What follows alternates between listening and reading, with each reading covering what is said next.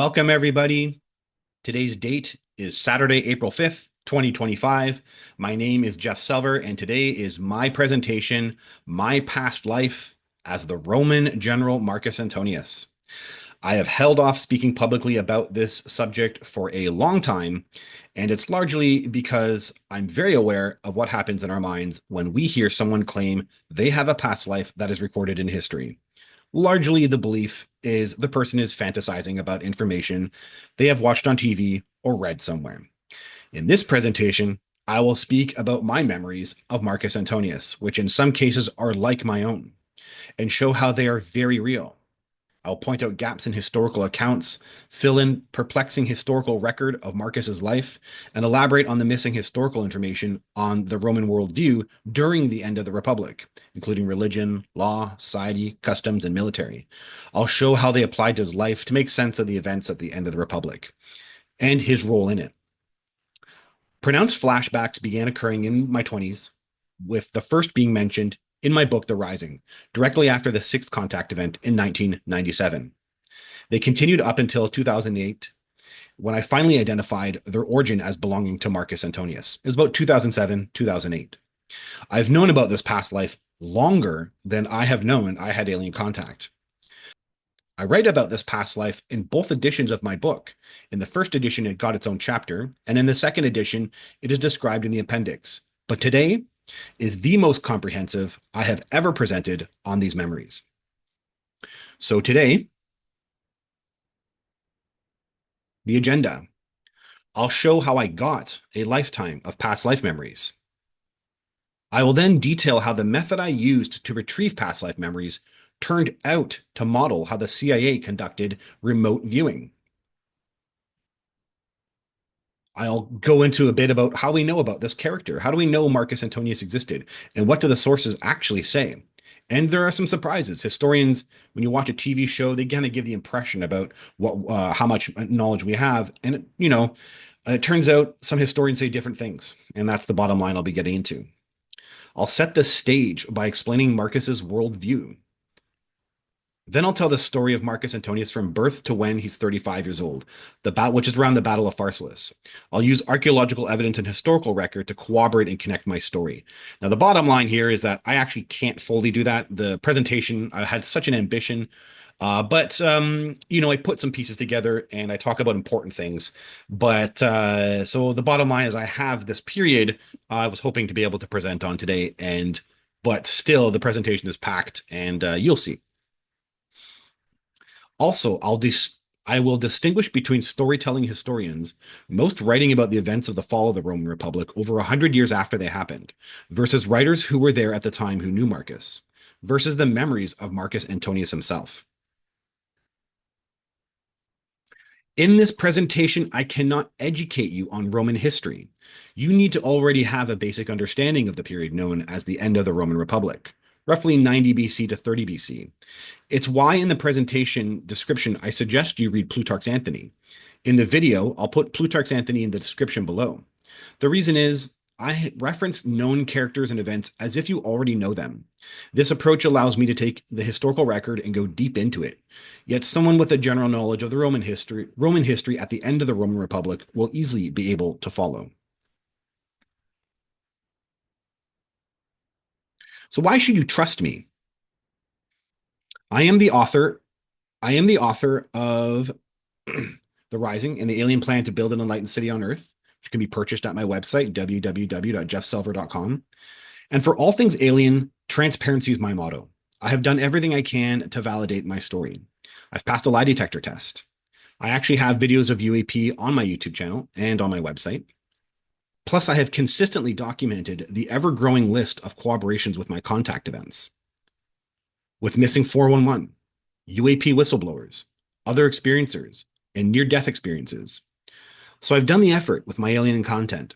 Hopefully that serves as a reference as to my honest and well-intentioned effort to simply document what's real for me. Otherwise, I'll let the content of today's presentation serve as the best evidence I can as to the reality of Marcus Antonius being my past life. This presentation is rated R. Though this presentation will be enlightening for all, It is told in context for its time, which is filled with mature concepts of violence, sexuality, classism, racism, and tribalism. I'd like to say, obviously, I don't harbor any of these attitudes, but I do acknowledge the worldview that made them social realities for ancient humanity. So, what is required from you during this presentation is a level of maturity that can be detached from the heavier and denser realities of humanity's past by encompassing a holistic perspective that includes knowledge of the birth and death, life cycle, and its purpose. First and foremost, I implore you to take on the higher self perspective. The higher self is the part of you that volunteers and intelligently plans each of your lives to develop you in space and time. The higher self perspective knows that life is a game and that our pains are an illusion that we willingly believe in, all pains and all suffering. The birth and death life cycle is a long term game of learning how to embody the unconditioned, multidimensional higher self. It is with this perspective that I can access these memories and be able to see them clearly, hold them with balance, at a distance, and with no judgment. Importantly, we can't have presentism. Presentism is the tendency to interpret past events in terms of modern values and concepts. And the bottom line, you have been there also. I'm convinced that right around the corner with non-human intelligence technology is the great unveiling. And with it, we will all have access to not just our own long list of past lives, but each other's. I don't consider myself special, as there have been more kingdoms, empires, and territories throughout human history than we can count. And you also would have ruled or been in such power positions at some point in your own history. For me, that's without a doubt. I just have the benefit of it being written, survived into our modern era, and having the memories of it. But the bottom line, we have all been the violated and the violator, the victim and the perpetrator, the ruler and the ruled, the oppressor and the oppressed. We have done it all. And we know who we are now because of what we don't like in our past lives. You can't hold the values you do today without having known its opposite in some other life. This is consistent with my own experience through my past life awareness, also with what the sages of the Vedic philosophy Advaita Vedanta taught, and it is also consistent with Dr. Michael Newton's research in the cases of between life regressions, as researched in his book, Journey of Souls, that our souls develop by seeking out both negative and positive experiences, which help us learn. All of this I went into detail in my last presentation, exploring the phenomenon's connection to the afterlife, which is available on my YouTube channel. Jim Tucker, the director of the Division of Perceptual Studies at the University of Virginia, has found case studies that provide persuasive evidence that some children do in fact possess memories of previous lives. So the scientific method is being applied to past life research, and it is coming up with positive results. So just to point that out there for people who maybe still are skeptical about such things. So during my first contact event with non-human intelligence in 1993, at the age of 16, on craft, I was shown my past life. That is the last life my spirit body had before my present incarnation. I first went public with that contact event on July 5th, 2020, for a presentation I did right here for Vancouver UFO. Witnessing that past life planted a seed or a wedge of awareness that would slowly expand throughout my life. That detail I go into in the video Past Life Awareness and the Afterlife Vision on my YouTube channel. Dr. Gary Nolan, co-founder of the Soul Foundation, a UAP research-oriented think tank, found through MRI imaging that a bundle of nerves at the caudate nucleus, an area of the brain associated with intuition, had overdeveloped interactions in experiencers. His findings were consistent with multiple labs. I just used this point to back up my truth, that as an experiencer, having been on craft and seen a past life, I just may have been given a perceptual frame of reference that lends itself towards gaining highly detailed past life memories. So how I became aware, memories of Marcus Antonius. So how did I get these memories? First, I'm going to briefly digress about a story I've never told, but will put on record today. So a couple of years ago, While researching the connection with my experiences with the aliens and the missing 411 phenomenon, I spent some time researching what we know about cryptoids and the thing we call Sasquatch or Bigfoot. I was watching Les Stroud's series on his YouTube channel, Sasquatch Chronicles. He takes a skeptical, grounded, and critical approach and was coming up with positive evidence for Bigfoot. When I learned that there are many accounts of telepathic communication with the Sasquatch, that told me that they are not unlike non human intelligence, the aliens, which are like spirit entities, and deduced that they could be reached remotely. So we have a local area here close to Vancouver called Pitt Lake that people have been reporting Sasquatch sightings for decades. I went out to the deck and looking in that direction began mentally scanning. And lo and behold, very quickly, an entity telepathically approached me and said, "Stupid human." I was caught off guard, expecting a benevolent entity, right? You think things are telepathic and they're going to be benevolent and kind. So I didn't really know what to make of this. I didn't even know if it was real or what was going on. It then sent an image of a beautiful flowing creek in the woods with a rusted barrel in it and said, "Are you going to clean that up?" Again, I was startled. I didn't know what to say, so I'm not saying anything. It then said, "See, stupid human." And then it left. But most of all, I could feel very distinctly that this thing I interacted with self identified as a bear man.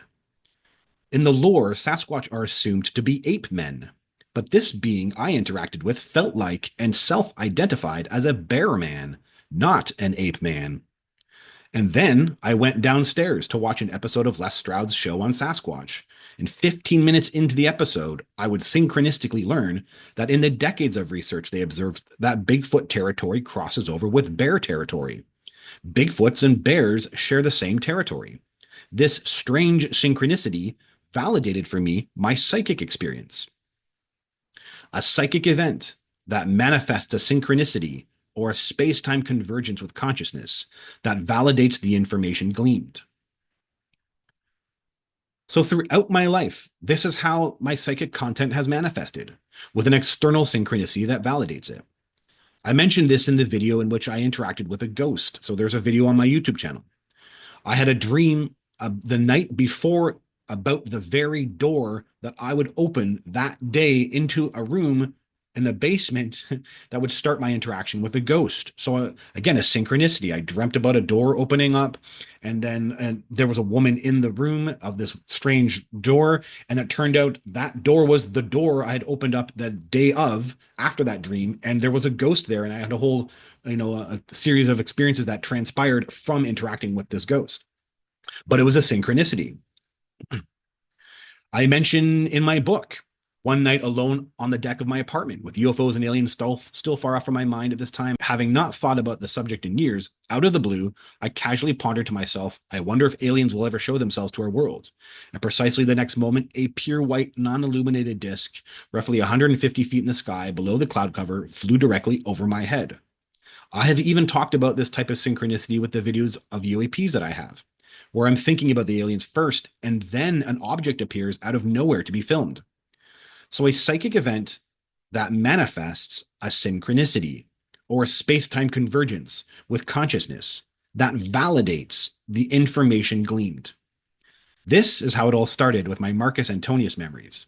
So let me explain. In 2007, a company I worked for paid for me to go to a leadership retreat. Coming back, I was at the airport browsing through a bookstore when I came across Adrian Goldworthy's Caesar, published in 2006, a well-researched biography on the Roman general and politician Julius Caesar. I had absolutely no knowledge about Roman history at the time. On the spot, I decided to buy the book. It seemed very impromptu and a random decision. I had not read any books for leisure since I had traveled 7 years prior. I didn't even say to myself, I now need to know Roman history. I just had a feeling of growing into something, and it was something to do with this book. So as I read, periodically, my subconscious would be overtaken by a detailed vision. These visions would overtake my mental visual space and feel like an individual perceptual frame of reference, like I was peering in, and then it would quickly fade away. These were not anything that I could imagine, as they were accompanied with a distinct feeling of another life, such as I could feel with the utmost clarity this other person or other me was in an ancient Alexandria. So it came in as Alexandria. I could see and feel this was ancient Alexandria. So that's it just came off that way. He was on a horse watching a parade or procession of the queens. And yes, that queen was Cleopatra. And at least that's how it came off. And that her name was in the vision. And this other me was on the side of a causeway with a group of people watching a procession when out came a mummy of her father on a flat cart pulled by horses, exposed for all to see. This other me was aghast. So it came of the whole thing came with emotions. And was aghast at the sight, like, he was freaked out. And the emotions were real and very intense. Other than that, there was very little information to make sense of what I had seen. But a synchronicity occurred. This little vision contained three pieces of information I would eventually learn to all be real. First, that there was an annual procession of the Ptolemies did every year in which they celebrated their forefathers. That I had no idea about. The second, the Ptolemies did in fact mummify their dead, and they did parade them through the streets in this procession. Again, beyond my mind. And thirdly, Romans buried their dead and were disturbed at the idea of mummification.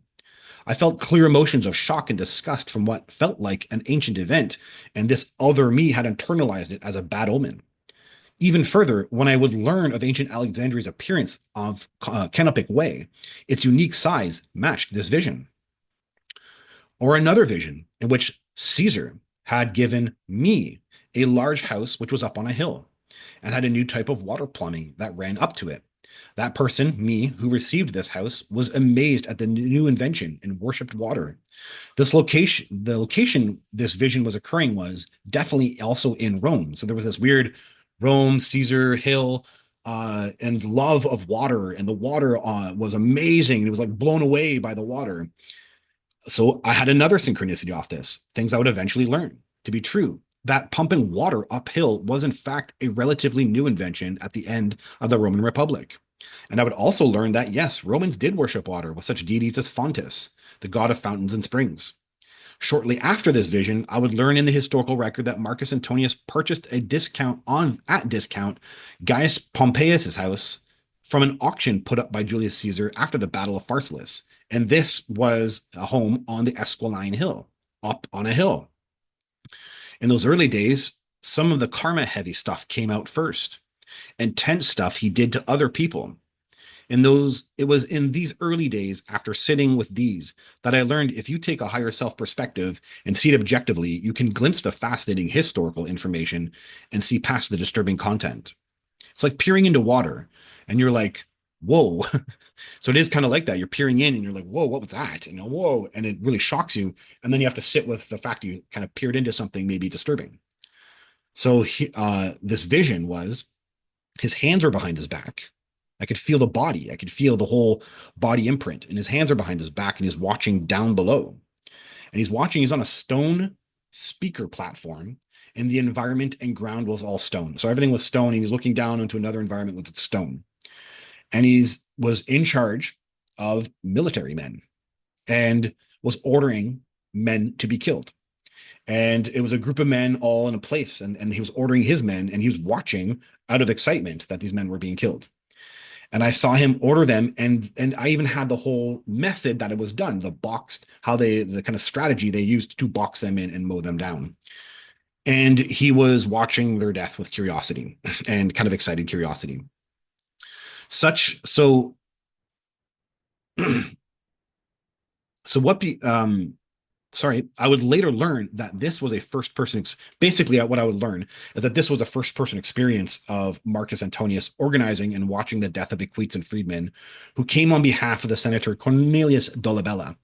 Marcus would go down in history for this mass murder event in the Roman Forum when he was master of the horse under Julius Caesar.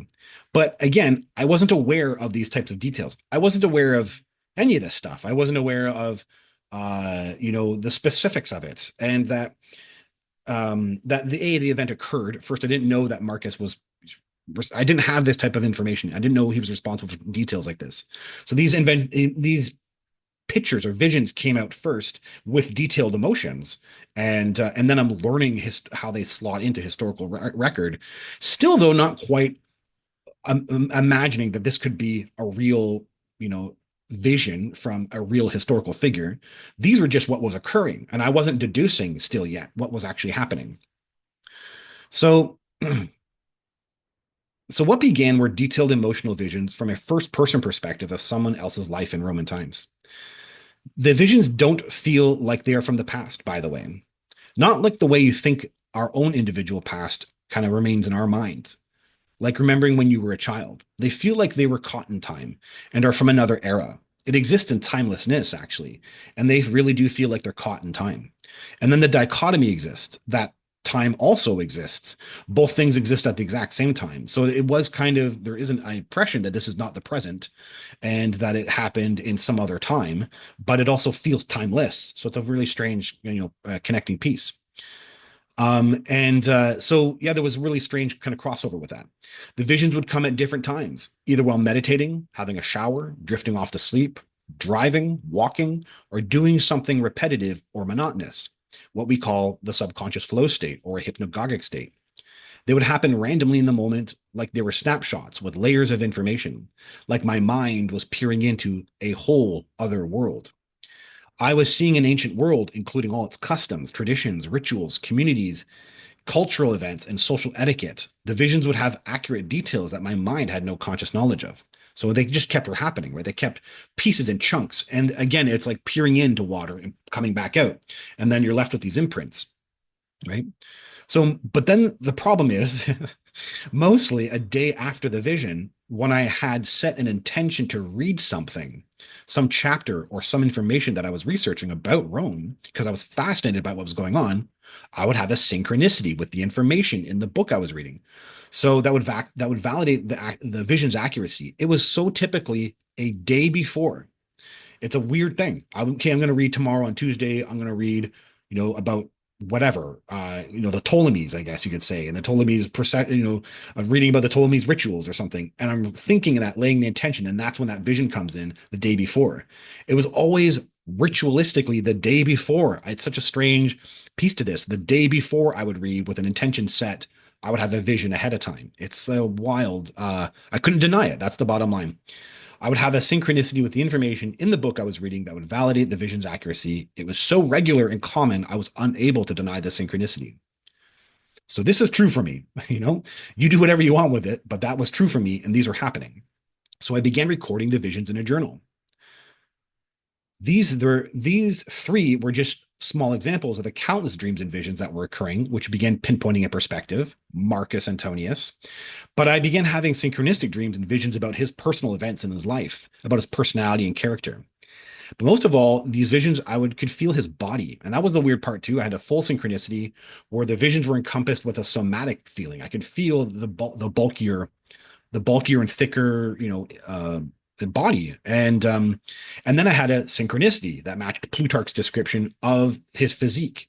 So, I just I didn't have this knowledge.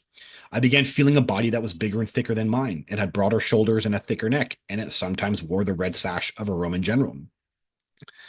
So, okay, that's one piece. That's not how it started. It just kept going. But I need to say some things first.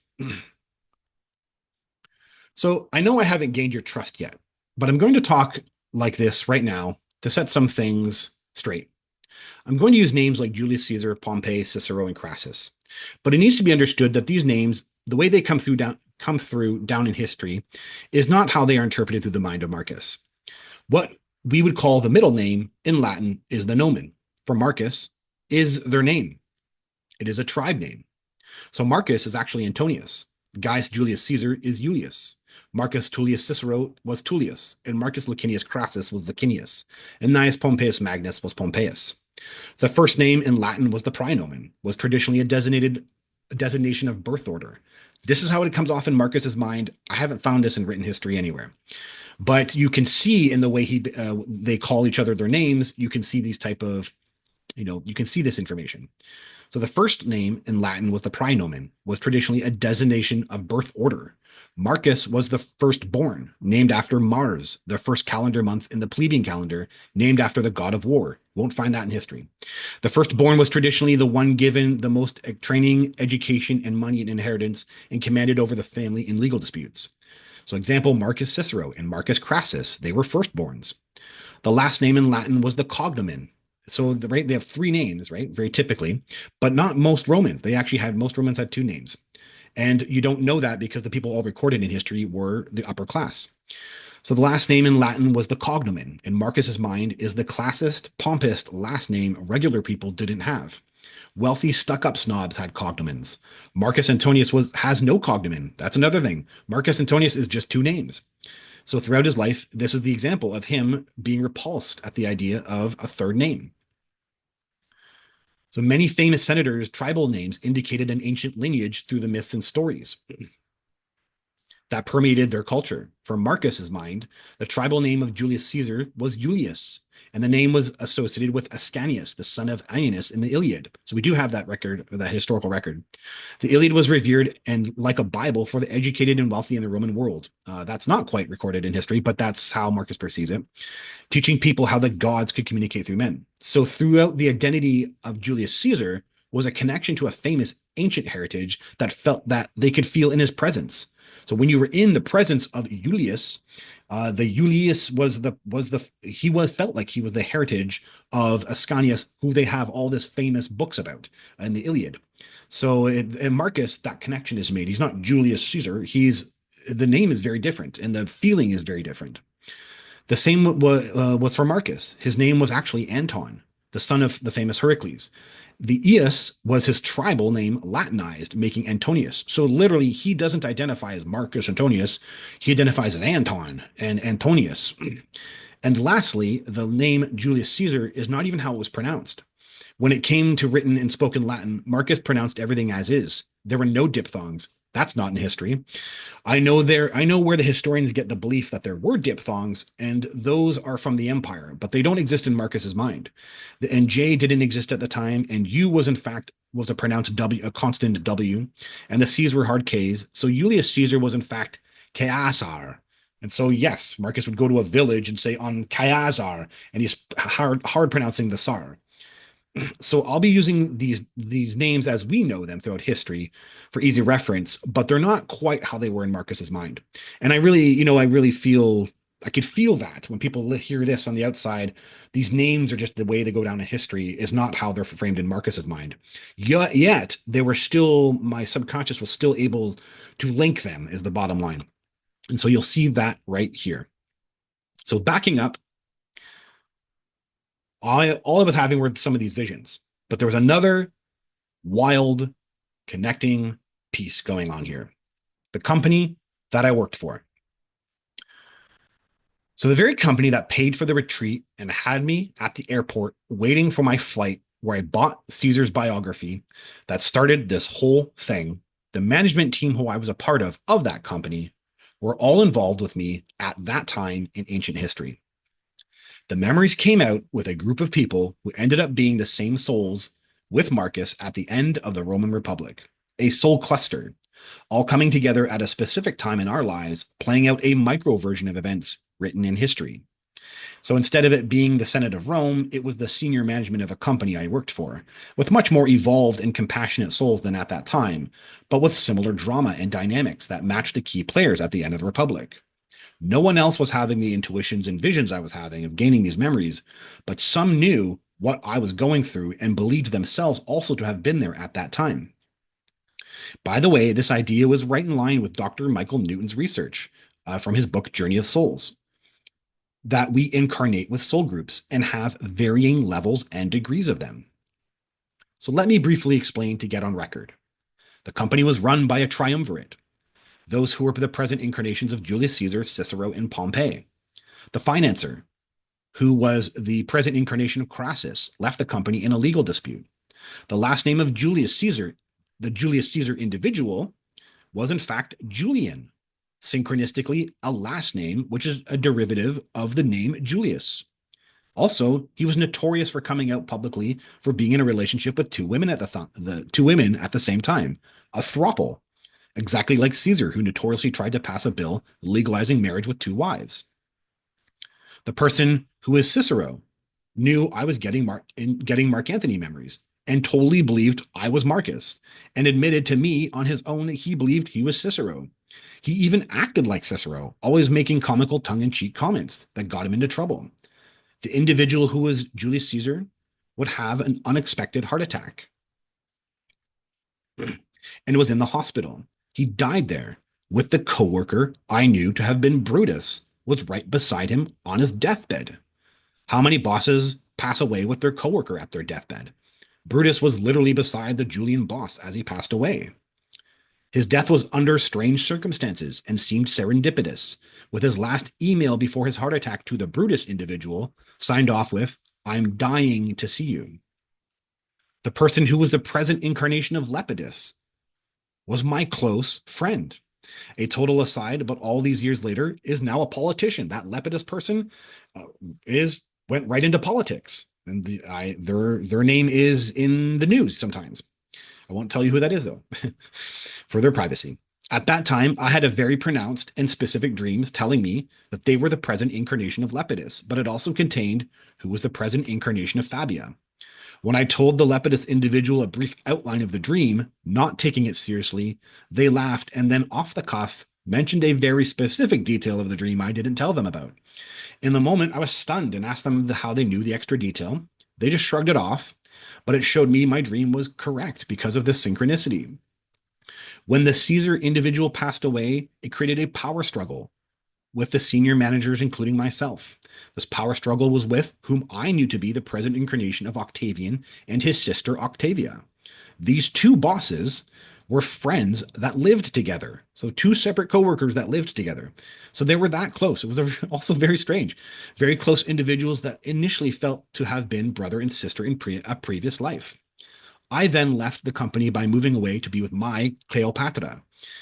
That was back in 2008.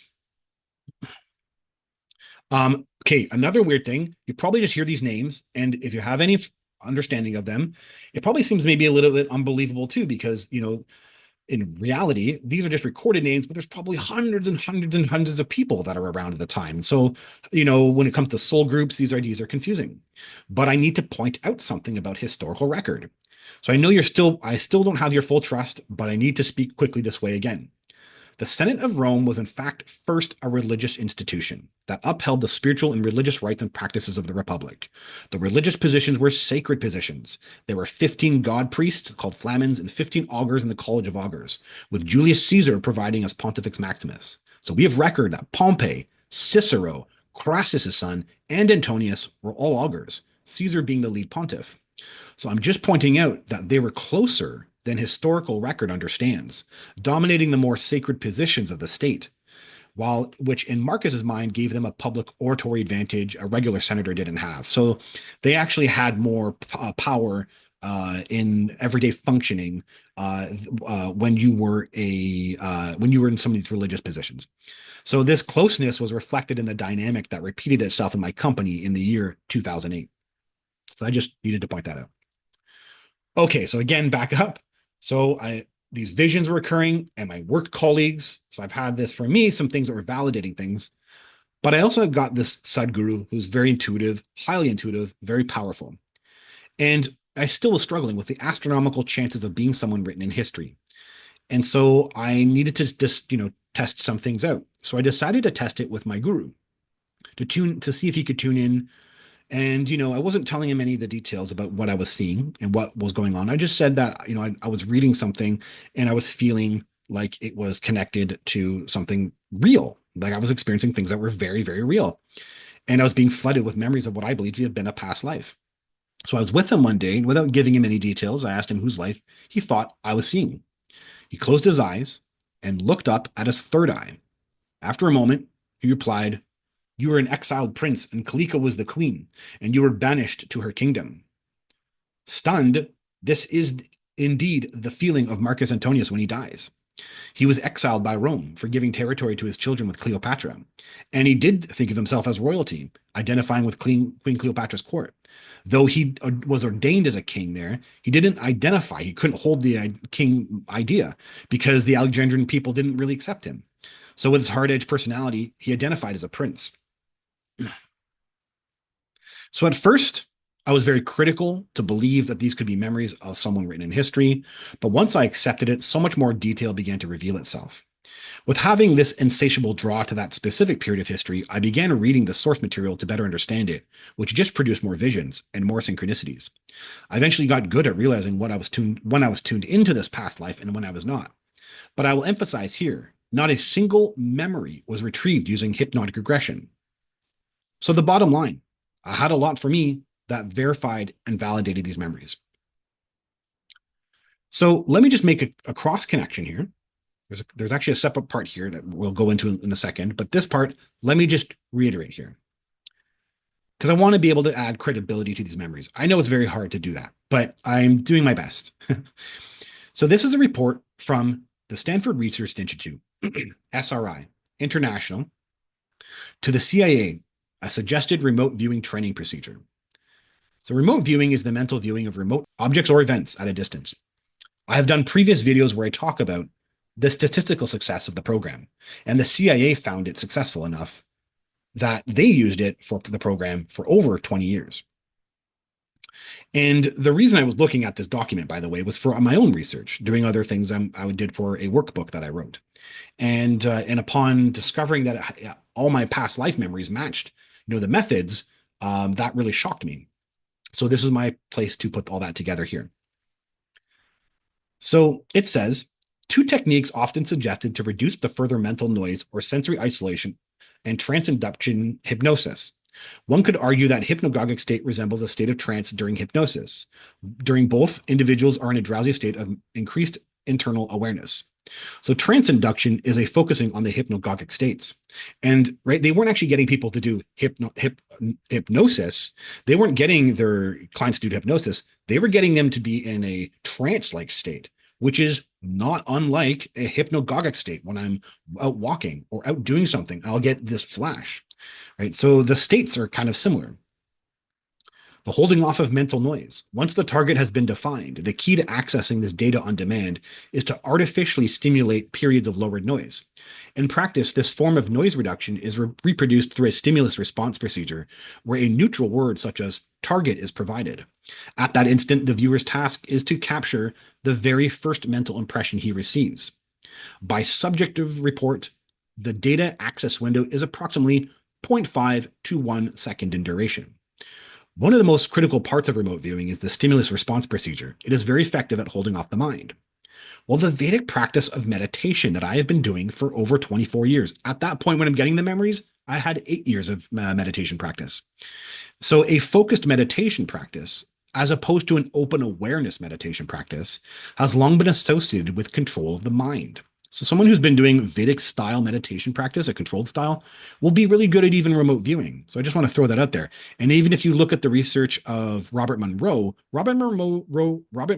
suggests this type of Vedic style of meditation for what the research that they were trying to do for going into astral dimensions. So again, I'm just emphasizing that when you're a meditator, you might be really good at holding off certain receiving information from outside the mind and then holding off from trying to do more with it and interpret it. So the role of long-term meditation is holding off of the ego and imagination before the mind forms its ideas or concepts, opening one to the subtle awareness of a first impression. So that first impression for me are visions, which I call anchors, right? So I get past the mind. I have this a wild vision, seeing him in Alexandria, whatever it might be. And then that's it. I'm pulling out and I'm holding that and I'm not adding more to it. And for me, it ends up being an anchor. So I could maybe go into that further one day when I feel like it or try to get more understanding, and it becomes more of an anchor and I can go back into it. So they become what I call anchors. Yeah, they're kind of like an anchor into the Marcus's perspective of his world, not unlike dunking my head into water, looking around and coming back out. And so they call them bits, which also defined itself very similar to my impressions.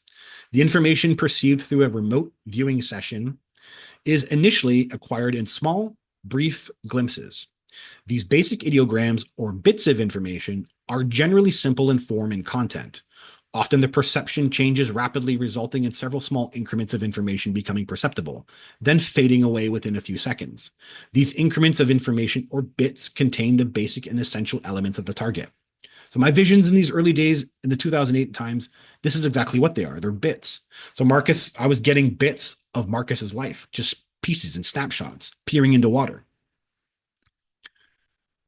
So interpretive overlay. So correct data when written down will appear vague and indistinct.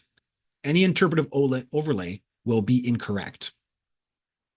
So interpretive overlay is an analytical response to the viewer's mind to make sense of information. Another benefit of long-term meditation. At contemplating your thought forms, you can stop it from having an interpretive overlay by becoming aware of the subtle sensations of your thoughts.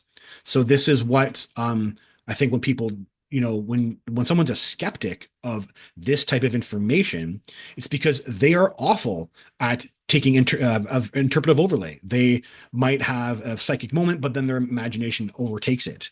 And when you're a meditator, and you even have some other prior experiences with psychic content, then you get better and better and better at holding off the mind and letting yourself peer in, and that's it. And then all you got are these pieces, and you're okay with it. And that's what holding off interpretive overlay is great for. And so I also, um, so in I'm so effective at knowing what's interpretive overlay that my hypnotic regressionist mentioned it in a letter she wrote about me in reference to the hypnotic regressions when we did for the alien contact. For the alien content in 2019 and 2021. So fast forward, I had to do hypnotic regressions for my alien content, and my hypnotic regressionist was amazed at my ability to hold off when I didn't know what I was looking at. So, and she wrote about it in a reference letter, which is available on my website. He disclosed to me that he has been a meditator for 20 years. I believe this contributed to his ability to bypass the analytical mind from interpreting and interfering while truthfully letting the hidden subconscious memory recall unfold. So that's just for my alien content. That's the bottom line, is that I'm really good at holding things off without the desire or need to make sense of things, even if they're abstract at the time. And that's what you'll see that today with when I start delving more into the memories. Long-term focused meditation helps control the mind during a stimulus response procedure and against interpretive overlay when retrieving information from outside space and time. So lastly, this part here, objectifying data. There are 3 steps in the remote viewing process: accessing the information concerning the target, objectifying our feelings, perceptions, and physical information in written and verbal form, and qualifying the renderings, taking care to separate and label the data related to the target. Being able to live in the higher detached higher self is the ability to objectify your feelings. And that's another, benefit of being a spiritual person when you're looking at, your psychic content, right? You observe without thought about what you're observing, letting unclear and abstract internal visions exist without trying to define them. So that's just, again, another benefit. Oh, another one here, giving space. Immediately on perceiving the first impression, the viewer records it on paper. After recording the impression, the viewer takes a break from the task by mentally and physically stopping all activity associated with the remote viewing. While the process of objectifying the first impressions serves to curtail additional thoughts concerning the target, the break effectively terminates the first step in the process. So with journaling and eventually recording on my iPhone, I was able to document the visions and then just remove myself from it. Very normal. I have a whole private Google Drive actually, where I just store everything and everything is kept in there. And I have a way of just recording and now also organizing that vision and then stashing it away for later. And that's just a very normal part of my process. So finding my visions had synchronistic knowledge about ancient events or ancient ways of living that my conscious mind had no knowledge of is the reinforcement that fueled further exploration.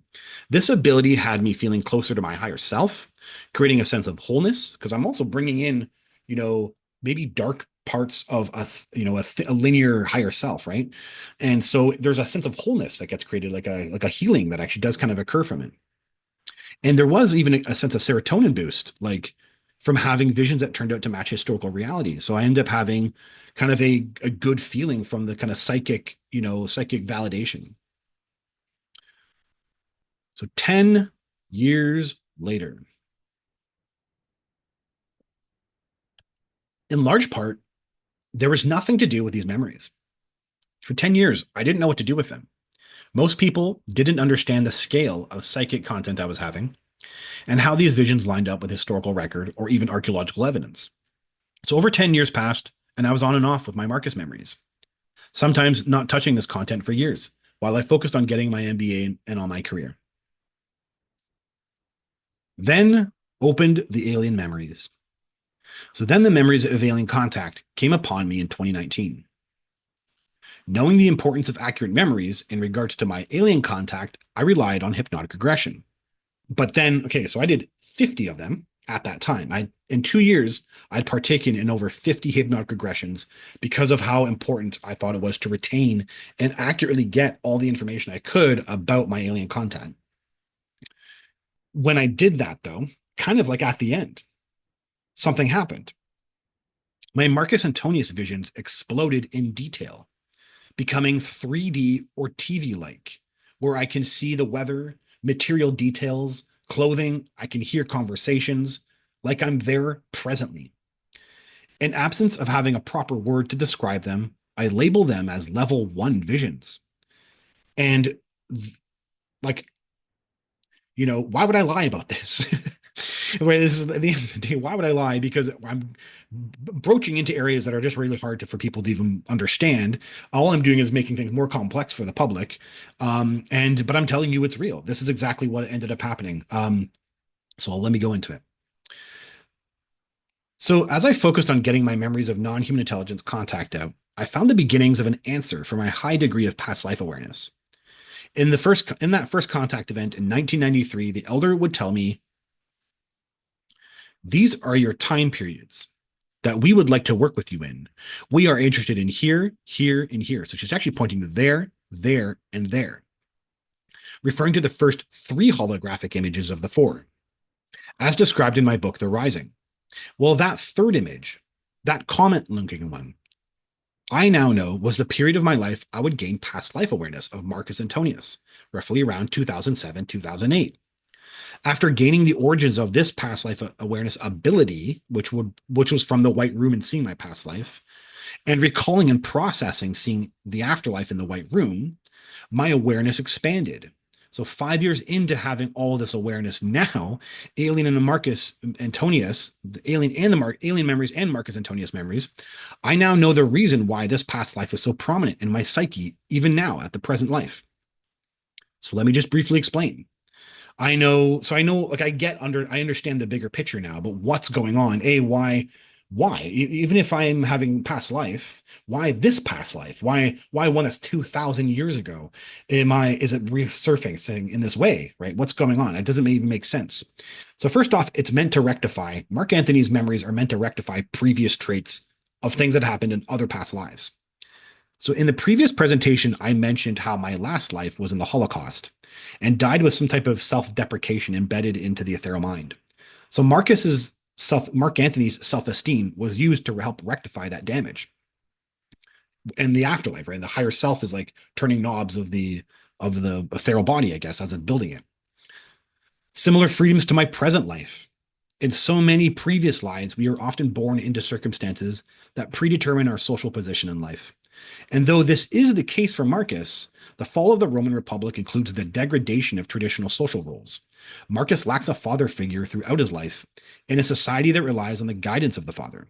And though this is emotionally painful for him, the result is he has both the advantage of his social position while having more spiritual, artistic, creative, and social freedoms throughout his life than was normal, creating at times similar feelings of freedom of expression that crossed over in flashbacks into my own world. Marcus died feeling misunderstood as well.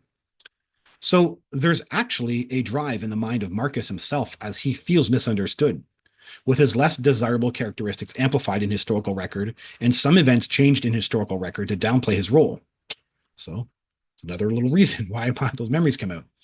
And there's a fourth. I'm convinced non-human intelligence helped shape human history through contracts in the afterlife. And Marcus appears to have had a contract. There are paranormal events in the guise of the gods that occur to Marcus that affects the course of history. In my first contact event, the elder called themselves Humanities Agents of Change. At the time, I thought that label applied to our present era, so they're helping change our present era, but couldn't imagine that it just might be the label for their long-term involvement with humanity, helping humanity change, facilitating large-scale moments of human change.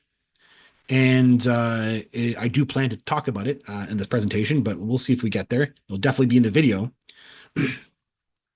From my perspective, the entities appear to have known that the awareness of Marcus, this life that sits in the background, would coalesce to the surface of my present life. And as I discovered in my 23rd contact event, as told in my book, The Rising, they were studying me from within, thoughts and all. And as I've mentioned previously, they appear to be consciousness scientists. So, as the comment on the holographic timeline suggests, they found a human becoming aware of detailed past life awareness interesting to observe within.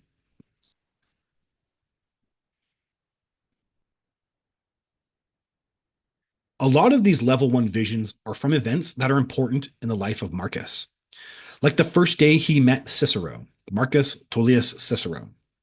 So this vision overcame me one day, right? Marcus was 17 or 18, living in Rome. I know where he grew up, by the way. I know the area that he grew up. And I was aware, so Marcus is aware, the vision comes out through the vision that he takes regularly partakes in some type of like schooling for the senator class. And at this time in his life, so he's 17, 18, he's taking regular schooling that has to do with the senator class. So one day, his uncle, Gaius Antonius, invites him to meet him in the forum so he can observe and learn how a meeting of the Senate is conducted. So yeah, oh, sorry, what's going on here? There we go. So Marcus comes from this angle. He lives down on the Wellabrum, what's called the Wellabrum, and he's coming out and he's coming to the forum, and it's like a gray January. It's like a cooler day. And Gaius Antonius recently had been elected praetor, and which is a legal position in the Senate. And in Marcus's mind, praetors have kingly powers. So there's this role thing. It's a weird thing there in the mind of Marcus, how he interprets praetors, but it's like kingly powers. Like you can make powers, you can make laws over people, basically the idea. So kings. So you have kingly Rome's Senate, praetors were individuals with kingly powers. But they're basically trial judges in historical record. They are elected positions in the Senate, and his uncle recently obtained this position. And it's a gray skies early January morning in the Roman Forum. So he just arrived and it's cool. So Marcus is wearing a like a white shawl. It's wool. It's a wool shawl. And Gaius, his uncle, is introducing him to people. So hey, this is my nephew. This is my nephew. And he introduces him to his colleague, who is who's basically Marcus Tullius, who goes by the cognomen Cicero, and he's introducing them to each other. So Gaius is explaining who the younger Marcus is, and he's the son of the late senator, his father who died, also named Marcus Antonius, and is the brother of Gaius Antonius. So the Gaius Antonius feels, he has to take on Marcus a little bit.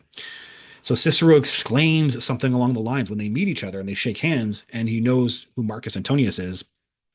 Says something along the lines of like, "Oh, it's going to be hard for you, my son," right? He's like, and it hits the mind of Marcus, right? Demonstrating how much all the senator men were aware that young Marcus's situation, that his plebeian father failed the Senate and the people of Rome by his death, and that he took upon his father's massive debt. Like Marcus was screwed in the early life, and how he's hugely indebted to the Publicani that owns Marcus's name. So there was this weight of there's a weight and a reality to how Marcus got screwed in his early years as a teenager, but then the fact that all the upper class people know about it, right? And Cicero's digging in on it, like, oh, it's going to be rough for you, oh, right, like that, and it's bugging him because they all know it's like a private affair, and they all know about it, and so that's how he meets Cicero. Marcus Antonius is born into a rough scenario where he can't use his name. He's rejected from society to a degree. It's classism is what he experiences. So Marcus experiences extreme classism in his early years. And then there was this other one as well too. So I got two that were in the forum that came in these kind of newer era where these memories came out in this new way. It's the day that Marcus got admission into the Senate. So I believe he's about 31 at the time. And this procedure is not recorded in history, so it's super fascinating even for me to get a level one vision like this. So he's approaching a packed forum. So he's coming again from the same angle, coming from the area where he lives, right down the Wellebrum, and he's coming towards the forum. It's packed full of men, and it's filled with Pompey's men. So Marcus knows that, and the forum can break out into violence at this time, especially around elections and all this stuff. So he's scared for his life, actually, and they know he's an agent of Caesar's. That's how they all think of him, as agent of Caesar's. And he's with an actual agent, and someone an agent they call them, and he's the agent is carrying a big bag of coins, and Marcus is aware that coins are from the Gaius Julius Caesar's, and it's money to pay for Marcus's admission into the Senate. So Caesar owns Marcus, right? Is the idea. And as he's approaching the dense crowd, the agent is side-checked. Marcus and the agent are side-checked. Someone comes in and bumps them, and it's Publius Claudius Pulcher, who I don't know if you guys know who he is, but he goes down in history as well too, and knocks all the coins on the ground. So again, none of this is recorded in history, and Marcus is embarrassed and scrambling on the ground to grab them, and he's pissed off and scared, and he grabs his sword and brings it up. So he has a sword hidden in his shawl or his toga or whatever, and he pulls it out and he's up like this, and all the men are backing up, and they're all like, whoa, whoa, whoa, whoa. And okay, his hair is cut, the sword is up, it's up on the right side like this, and then I end up having, like, memory of the body, and that's how what the soldiers were typically doing. It's a Republican gladius, by the way. People don't know that there's actually Republican gladiuses, and they're not the typical gladius swords. So there's a whole bunch of information that came out from that little vision. And um and uh, and so for years, him and Claudius, the Publius Claudius Pulcher, had been rivals, with freedmen gangs representing territory in the Suburana. So this is a very contentious period, a moment, and it's humiliating Marcus, right, in front of Roman people. And so he draws his sword, with his arm back up. His hair has recently been cut, and everyone's like, "Whoa, boy! Whoa, boy!" And they're all telling him like, "Whoa, whoa, whoa, whoa! It's okay, man." And then there's a clerk, right, who Marcus is there to deal with the Senate. And so there's a clerk over here somewhere by the rostra, the speaking platform, and he's like, "Okay, okay, okay, stop, stop, stop. Okay, okay, stop, calm down, bring him in, bring him in, bring him in." And so there's a clerk there to bring it all down, right? To calm the guy down and bring Antonius in. And then Antonius is waiting, and eventually he comes up to the speaker platform up here, and he comes up with a swagger. So I know his swagger and the way he walked. And he has the coins down below. The agent has got the coins, and he's motioning to the senators on bleachers. So historians don't know this stuff. There was a set of Most of these temples had platforms out a little bit. We do have some record of that. And then there's a area over here. It's the Senate House, which was not this one at the time. And there were bleachers, and the senators were all in bleachers. And Pompeius is the consul that year, and he's in a chair over here. And then Marcus is motioning, "These coins are yours." So there's a whole thing about bribery that was going on at this time. And anyway, there's so much detail here. Level one vision, this is what I'm talking about. So the corruption was so visible, Marcus, with Caesar's money, was skirting the bribery law that they had recently been passed by not voting, by not giving buying votes, but giving the men to the Senate, the money to the senators. So it was a weird workaround, and again, not recorded in history, but this is how Caesar was doing it. He was doing a workaround from the bribery law by bribing the senators instead, who would then, influence the voters, their tribes, or their men who they could control. And so it's the year Pompey is consul, and he's overlooking on a consular chair the senators, and the bleachers are on the side. It's weird. There's all these bleachers, and there's senators all in them. He then explains to the crowded men his exploits and showing him his phalarai. So, like, phalarai are not really explained too well in history. Marcus has a bunch of them, which are, they're his sculpted discs which represent military declarations and achievements, and he's showing them all as his entry to the Senate. And oh, okay, okay, and all the crowd is oh, okay, yeah, yeah, yeah, clapping, clapping, and then okay, they're interested and they're learning, and he gets heckled when he mentions Aldous Gabinius. You have to know what that's all about. Marcus is constantly looking back at Cicero, who's in the bleachers, and Cicero, and I have the full like way Miss Cicero was looking at him. Oh yeah, yeah, yeah, okay, yeah, yeah, it's all crazy, and then this breaks, and a tribal assembly occurs, and Marcus is elected quaestor. So okay, I have a whole detail here about this, how this all unfolded. The bottom line I need to point out is this this was a level one vision that occurred, and it actually occurred when I went to nap with my partner, and then boom, and I was like running over my iPhone and recording it all, and then synchronistically, as I kept saying, the visions happened one day, and then that very next day, I'll read something that matches it. Well, I read this, and this is from Cicero's Philippici, talking about Marcus Antonius directly. You came from Gaul to stand for the quaestorship. Boom. It was at that time you tried to kill Publius Claudius in the Forum with the approval of the Roman people. And although the attempt was made on your own initiative without any prompting on my part, still you let it be known that you felt you would never make amends for the injuries you had done me unless you killed Claudius. So I know historians don't know what this is. They don't know what this background story is. And the modern history books I've read have never even mentioned it. They just brush off this stuff because they don't know there's no historical knowledge about what it actually is. But I do. And the bottom line is that this very moment, comes down and stands for the quaestorship, which is him getting into the Senate. We do know that that's how they got into the Senate, standing for the quaestorship. And yes, in the actual very moment, he tries to pulls out a sword after being nailed by Publius Claudius Pulcher. And it's very interesting perspective. You can imagine the scenario where Cicero's observing it but doesn't know all the background details like they do for Marcus. Marcus, it's a whole personal background detail about getting knocked with the coins, then feeling like he has to defend himself, and there's a whole personal perspective, and then there's a observed perspective of Cicero saying, "Oh, he's trying to kill Claudius," right? And he has a whole thing in his head. So it's very. This is the type of stuff going on where I'm getting minutia details of minutia visions, and I'm having minutia. Finding tiny, tiny written details that support the vision. So, okay. Now we're about to move into, talking freely. I'm hoping I'm convincing you. So, but I'm going to talk a bit about another step I did to amp this up. So, how intuition is interpreted by the brain. So, the more correct intuition I experienced, the better I got at understanding how it was being interpreted by my brain, which would further help with getting more memories. So, this comes from my Rising workbook. Our brain processes the energy of consciousness and its frequencies through our five senses, and we perceive its energetic signatures through those senses which are most open to us. As we grow up as children and teenagers, we relied on the different senses which formed our cognitive style. A cognitive style is your mode of perceiving, thinking, remembering, learning, and problem solving. Each of us has a cognitive style with which our brain is wired. It's not a hard and fast rule, but you will likely find your experience of energy and extended consciousness to be extensions of your personal cognitive styles. The Rising Workbook. So, just a brief outline: people have audio cognitive styles, and then they can have clear audience, right? That type of thing.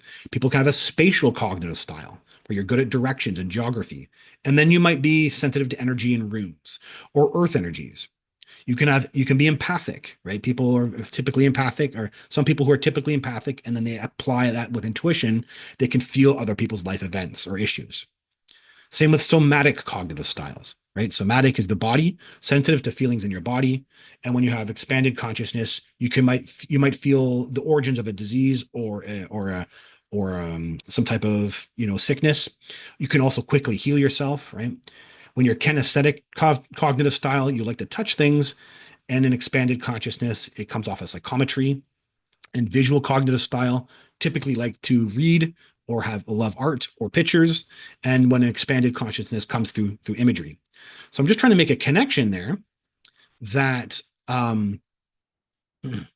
so for me, I have an audio, spatial, somatic, and visual cognitive style. So as I mentioned previously, I could feel Marcus's body. Remember, I kept talking about that. So that's what's going on here. I'm actually somatic. I have somatic cognitive style. So I actually am really good at the sensations of my body. I can feel when a cold is about to occur. I can get rid of my cold. I rarely ever get sick. I can heal my body quickly, those type of things. And of course, I'm having hypersensitivity to Marcus's body in his world, right? When these visions come through. I also have intuitions about his geographical locations because of I have the somatic intuition.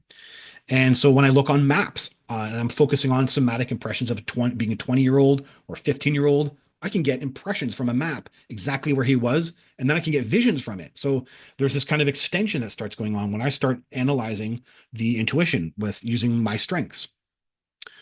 So, and then I would also find, again, I would have a synchronicity about that. I would find a historical reference that would make some of these things very plausible, what I was seeing, right?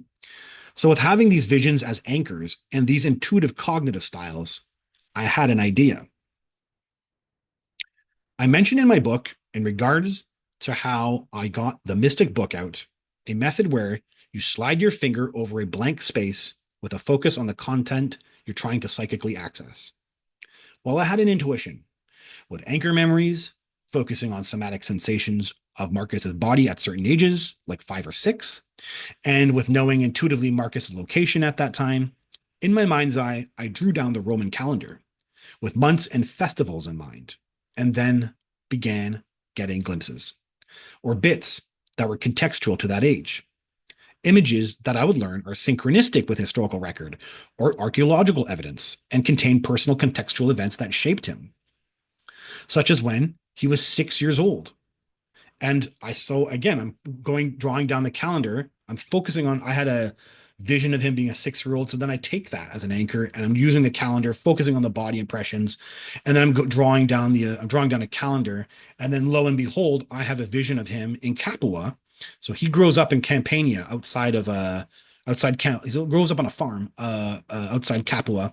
And I have a level 1 vision of this woman's eyes, uh, just with hollow with pain of civil war. The country had gone through civil war, and you could see, like, someone had died in her life, like maybe brothers or fathers or something, I don't know. But she was holding pain, and she had this headdress on, and I knew she was the Demeter. I knew it was the priestess of Demeter, and Demeter and Ceres are Greek and Roman, and Marcus does cross those over in his mind, and so I didn't know this. I didn't know that this was the headdress, and then I literally look the next day, and boom, here's the headdress of Ceres, and it's the same, and I see the real face with the real eyes of a real woman, and of course, I'm making the connection now.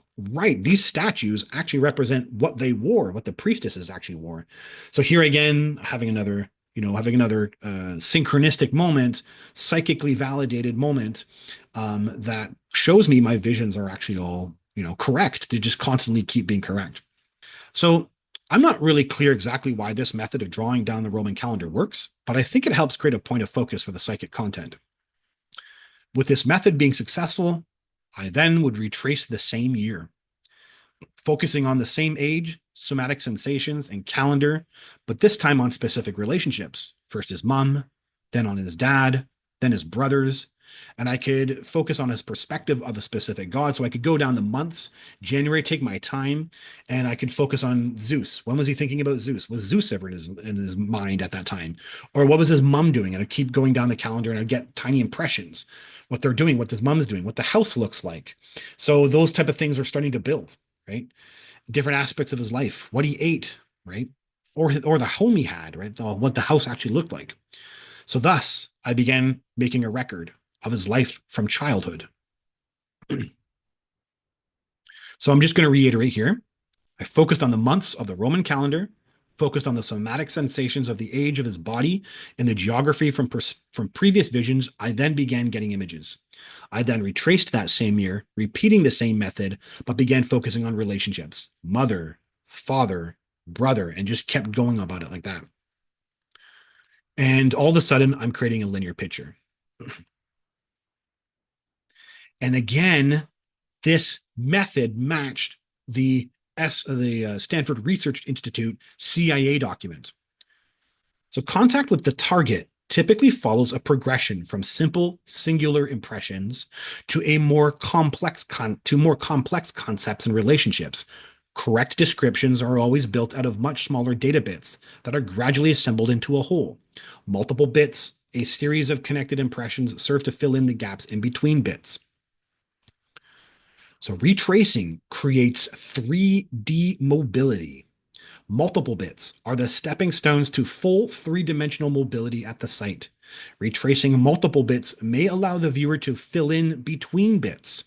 Even though the tracing does not span across all bits, there is a bridge that can be crossed in the interpretation of the relationship between bits. In other words, over a series of singular and multiple bits will help you describe the relatedness of each ideogram. The process of retracing may result in additional description about the bits. The essential feature of this new information is that one can rely on its correctness. At this time in this session, the viewer will be interpreting data correctly. This is exactly what was going on with me. I used the Roman calendar and retraced by focusing on different relationships or concepts, such as specific gods, rituals, what they ate, etc. And I began having 3D mobility of specific times of the past life. So, and then a bridge ends up forming where I can get full feelings about what happens at certain periods. We have observed successful remote viewing performance to be a function of the following factors: latent ability and motivation of the viewer, amount of practice, and frequency of introducing new concepts. Marcus's life has a high frequency of new concepts, with an incredibly varied life, outpacing my own. The results are different emotions, self-images, circumstances, and roles played in society. Successfully seeing each period adds to my ability. So, so now that I have been 100% transparent about my method, I'm honest about what I know and what I don't. Right? It's just stupid on my behalf if I was lying or making anything up at this point, because it's just too much. There's too much information. It's too big at this point. And all I'm doing is telling you my personal experience. Right? So I have chunks of memory of almost every year, allowing lots of bridging between memories. That's the point. You go in, you keep getting these snapshots, and then you get so many of them, they start bridging over. And that's my full on personal experience where, yeah, I got snapshots, but now I actually know what he was feeling at certain periods or what his life was like at a certain moment. And I'm getting all this type of information I can just get by just focusing on certain things now. This was done up to the age of 35. So I did this bridging whole thing up to the age of 35, the Battle of Pharsalus, as per my method of following the Roman calendar. And there are plenty of broken memories after the age of 35 of significant periods in his life. I treat the memories like a scientist, taking what I observe and can understand and asking questions with an inquisitive nature. I treated all the written historical record as storytelling only, with a possibility of misinterpretation or lack of knowledge by the historian, while treating my own images as the first reality, and I had enough synchronicities with my memories to validate this approach. Most historians paint history with a brush, assuming the Roman Republic society was like the Empire, but my memories tell a different story of a society evolving that lacks the large infrastructure of the empire and is stuck to the adherence of traditions, with social issues misunderstood by historians who'd write about them over 100 years later. Most visions are like peering into water, looking around and then coming out. I can't stay in. Ancient life was incredibly harder than modern life, making his perspective denser and with ego. Picking up information from his memories can also tire me out. At times, it is filled with disturbia, requiring a refocus of the higher self afterwards to balance out the psychic content. Level 1 visions come off as if they are moments that he wants me to see. I'm not saying that that's actually happening, but there's a real impression of this is important to me, and that it kind of comes off that way. So there are moments that are important in his life that are typically formative, and they are so clear it is if it's a present moment TV virtual reality. What's fascinating is many of the formative moments are around important historical events. A couple times I experienced a bizarre phenomenon in the memory recall, memories of having the shared experience of the other individuals in the scene, feeling the impact he had on other souls. So I can't make this stuff up. Most memories were not like this, but some were. My only assumption is the memory had become compacted with how it eventually got processed in a life review after death. And these were shared experience memories with leftover imprints. Very weird. So I've had visions that contain what he's thinking about at certain moments. So I can pick up what he's thinking in chain of thoughts. I can pick him up reflecting back. Someone might ask him a question, and he's with Antipater. No one will probably know who that is, but he does go down in history. And Antipater is asking, "Oh, Romans grew up in war. What's your first time in war?" And Marcus is reflecting back on the slave revolt that occurred, and when he was at 10 or 11 years old, and he's reflecting back on it, and I can pick that up. So it's so weird. I can see the imagery in his mind that he sees on murals and then mimics. So, and there's several things like this in his mind. An example is he's with friends hunting, and so someone owns a large property, some kind of equestrian maybe, and it's an acreage, and they release lions, and he's on a horse with a spear, and he's got a sash, a leopard sash. And the reason he's wearing this leopard sash is because he's modeling something he's seen in a mural. So someone had made a mural on a wall, and it's an art piece, and then he's modeling that. So for him, he's like copying, like we do with TV. Like he does that. He's copying, and he's hunting lions with his friends on some property somewhere. I can pick up his mind frame as he matures in life. So his the way he thinks about things differently. He thinks about slaves like any child might, curious about them. Who are these people? And then, unfortunately, as he grows older, he starts dehumanizing them. But at first, he changes. He has the kind of more natural and innocent perspective, and he grows. And at times, I can more easily pick up memories that match my own age too, which is a weird one too. There's no degradation in memories at all. Even though I'm picking up things from 2 and 3 years old, no degradation. And so that's just energy, right? Just focus and awareness. So, what do the sources say about Marcus Antonius? There are 10 authors who talk about him, ancient authors. The sources tell us that Marcus existed roughly 83 BC. Oh, I'm going to see what you say here. Great. Thanks, Maria. I appreciate that. The sources tell us Marcus existed roughly 83 BC to 30 BC. Just for context, Caesar's invasion of Italy, the beginning of the Civil War, occurs in 49 BC when Marcus was 34 years old. The reason he's known in history is because he co ruled the empire for 11 years, from 43 BC to 32 BC, and led three large scale armies at the Battle of Philippi, the Parthian invasion, and the Battle of Actium. The first and last had significant impacts over the fate of the empire, as it converted from a republic to an autocratic government. But he's known in history mainly through his association with Julius Caesar and his wife Cleopatra. So, who are these sources and what do they say?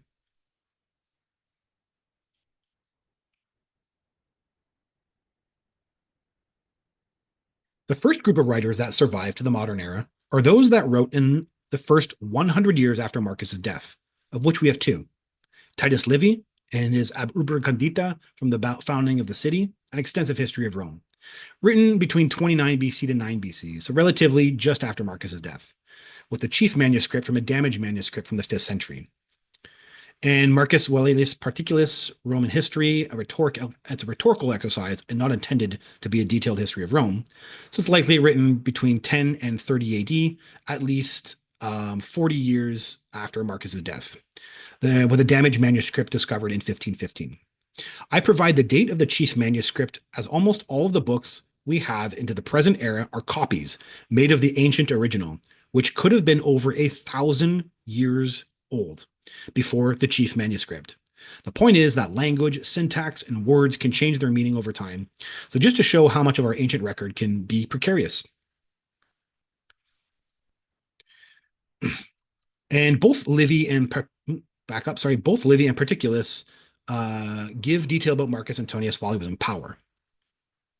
These next five authors are the ones most modern historians draw from to make sense of the events at the end of the Roman Republic, including the details about Marcus Antonius's life. And they all are written over 100 years after his death. So Flavius Josephus, with the Jewish War, contains a detailed account of Marcus Antonius's exploits in the Eastern Roman Empire, written 75 AD, 105 years after Marcus's death, with the chief manuscript from several books, including the Slavonic Josephus, which dates to 1463. Plutarch's Parallel Lives, which I got you to read. Hopefully, it's okay if you didn't. But Plutarch's Parallel Lives admits that his historical works are more of a study of character as opposed to historical account. Very important. Written between 90 AD to 120 AD, so it's 120 plus years after Marcus's death, with the chief manuscript from 10th century. Suetonius, The Life of Caesars, written 121, 151 years after Marcus's death, with the chief manuscript from 8th century CE. Appian, The Civil Wars, Roman History, written around 150 AD, 180 years after Marcus's death, with the chief manuscript from the 9th century CE. And Dio Cassius, Roman History, written around 210 CE, 240 years after Marcus's death, with the chief manuscript from the 12th century AD. The next three writers were all alive at the time of Marcus Antonius. Sallust, who writes the Catiline War, written 43 to 40 BC, written while Marcus was alive, and details Marcus's stepfather's attempt of a coup of the Republic with Sergius Catiline and other men, with the chief manuscript discovered in 1471. Cicero's letters and speeches, written 68 BC to 43 BC. Marcus was alive at the time of the writing and knew him personally, with the chief manuscripts discovered in 1345. Caesar's Gallic Wars and Civil Wars, written 58 BC to 40 BC. Marcus was alive at the time of the writing and knew him personally, with the chief manuscript from the 10th century. And Cicero's Philippici, written 44 BC to written 44 BC to 43 BC, written condemning Marcus Antonius. Lines in his Philippici contradict other historians, with the chief manuscript discovered in the 14th century. These sources speak of statues, busts, other Roman historical records, and state documentation of Marcus Antonius, as well as Marcus's own letters, which were in circulation, though none of these survive into the present. There is also archaeological evidence. Marcus appears on multiple issues of coins, from 44 BC to his death in 30 BC. A plaque was found of a legal declaration for a Roman colony in Spain, written in his consulship. A Roman calendar was discovered with an inscription on January 14th, by decree of the Senate, an unlucky day, the birthday of Antonius. By the way, Marcus dies an enemy of the state, which is why there is a declaration by the state after his death. Now, I actually know more about this, and it's because Marcus was considered an unlucky birth when he was born, and I know the details around that. Marcus has a relationship with the goddess Fortuna, the goddess of fortune, throughout his life. In his mind, he's the unlucky lucky. And he tells Octavian this when they win and band together, mocking his mother that she called him an unlucky birth. And then Octavius obviously used it when he had to fight him. So Plutarch is the only biography. No, no childhood. There's no childhood. Sorry, there's a grammatical error that I couldn't seem to fix there. It's really bizarre. Plutarch is the only biography. No childhood is mentioned, and only a couple of lines about his adolescence.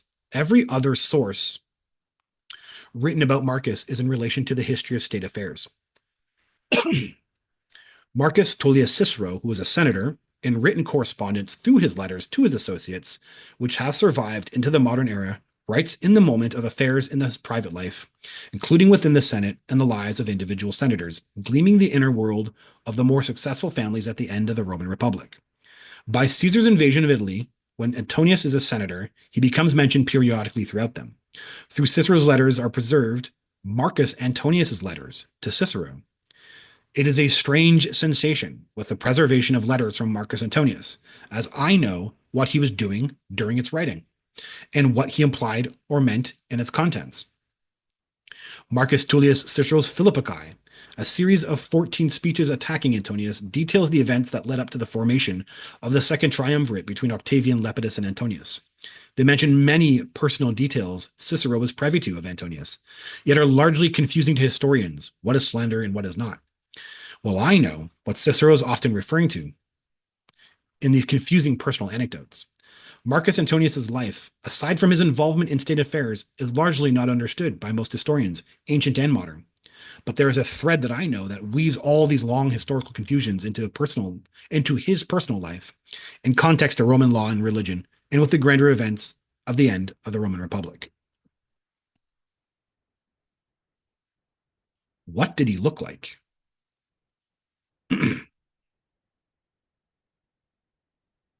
So this is the old Western actor Charles Bickford, which when I saw him in a movie, I had a flashback of Marcus's appearance.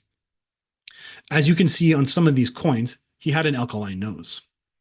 Right, so right there, he's an alkaline nose. I know the alkaline nose comes from his mother, while his thicker build comes from his dad. This here is a wrestler, and I just thought the body matched what I knew to physically look like. And the tan kind of this is Crixus from the TV show Spartacus. The actual kind of more like hairy Mediterranean tanned look is also indicative of Marcus. I when you combine it with these two combined with Charles Bickford's appearance is relatively what Marcus looked like with the when you include the alkaline nose as well too. So what's interesting is many of these images in the coins show signs of stylizing, amplifying or minimizing certain characteristics. He had an alkaline nose, but some of the coins, he had an alkaline nose, but some of the images show a flat nose. So look at that, right? He has a flat nose here, alkaline nose here, and flat nose there, right? And he had a more exposed forehead. So just like Charles Bickford actually has a more exposed forehead. Yet on some of the coins, his hair comes down all the way, right? So like that. This is the case with so much of the images that survive of the famous individuals in the ancient world. Statues of Caesar and images of Cleopatra, they don't 100% represent what they looked like at the time, as they are trying to bolster specific characteristics. This coin is what I know is the closest to his natural appearance. You can see he has the alkaline nose and the larger forehead in the image here. No statue or bust of Marcus survives to the present, not that I'm aware of. And the ones I've seen that are supposed to be him, I know are not. And if historians are adamant they are, then they are definitely made after his death and are stylized. So Marcus had a rough upbringing, with his parents' senatorial families first aligning to promulgate themselves and then fighting with each other. The Antonys, those families were the Antonys, so the father line, and the Udii, so his mother's line. Life was incredibly hard for him. There was poverty as the countryside went through civil war twice, then a slave revolt. That would go down in history as the Spartacus War, all during his childhood upbringing. And there was neglect at crucial developmental times, and his circumstances were unfair for him, such was the ancient world, unfortunately. By the time he's even in the Senate as tribune of the plebes, he has PTSD from his over 10 years of military service up to that point. But the ancient world is the fight for human spirit, for civility and kindness against the hardships of living with each other. Marcus had heart for the unfortunate and felt for the poor plebeians that fell through the cracks of their society. He himself was condemned by the upper class because of his father's failings with the state. So he relied on the impoverished in his society for friendship and comfort. When he's a tribune, while Caesar is off in Spain, Marcus is telling the poor people in the rostra, Rome is yours, Rome is yours. He's saying this, I have a memory of this. And that's because, right, SPQR, right? Rome was SPQR, the Senate and people of Rome. So it was his birthright to represent the plebeian people, and he focused on being a populist. For the little guy, for the farmer who struggled against the commanding rule of the patricians. That's the Marcus Antonius that I know. Right? Yes, he actually had a lot of those other characteristics. It's true because he was screwed up, but he's in positions of power because of these other reasons. Because he actually thought and cared for, his position and tried to make something work of it, and that's how he became into the triumvirate. And so people followed him for those reasons. Okay, so this is another section. Now we're moving into the worldview. This is really me taking the mind of Marcus Antonius to paint the worldview. The reason I do this is because if I ever really delve into the story of all the memories in a linear way, I can refer back to this because some of the worldview is appalling to us presently in our modern world, and it should be. But I understand the circumstances that create that perspective. So that's me talking here right now to go into all that.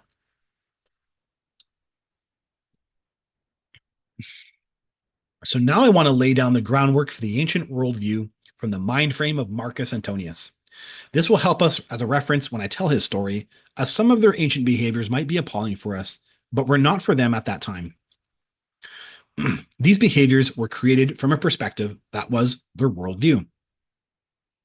A worldview is a framework of beliefs and values that shapes how individuals understand and interpret the world, influencing the social realities, perceptions, and interactions.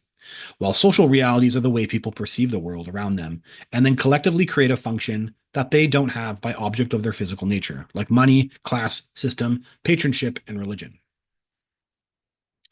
When objects or customs are social realities, sometimes they appear mundane or unimportant in our world, and so they don't get mentioned in our social documentation, such as through social media, movies, or TV shows, like our sewer system.